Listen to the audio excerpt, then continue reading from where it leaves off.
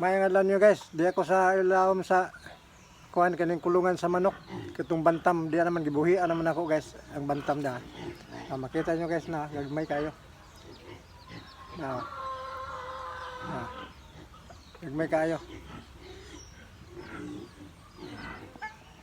Gibuhian ako dis kulungan guys, kay parang mudaghan na episode na guys, na episode niya nga upat ka buok.